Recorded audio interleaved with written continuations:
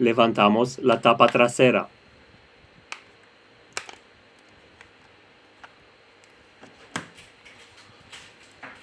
Retiramos la batería.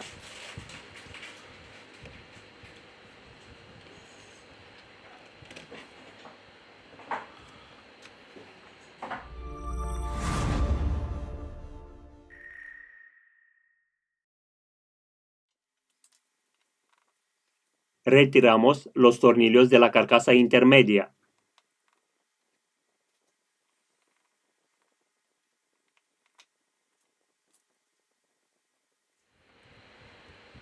Con mucho cuidado vamos a retirar la carcasa intermedia.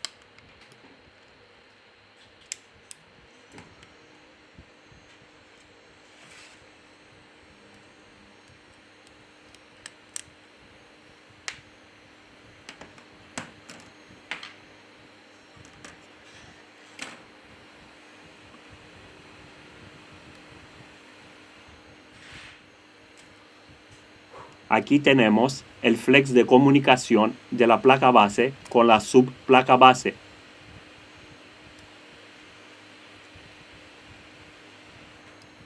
Retirar el conector de la pantalla. En la descripción os dejo los enlaces de las herramientas y los repuestos que utilizamos. Si te ha gustado el vídeo, no olvidar el like. Muchas gracias. Aflojamos el conector de la pantalla táctil.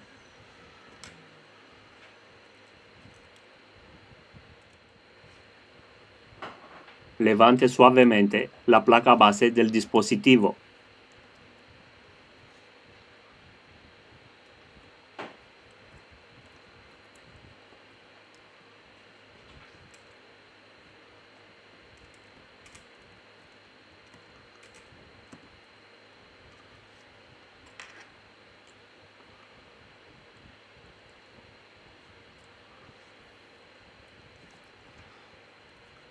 Desconectamos la cámara delantera.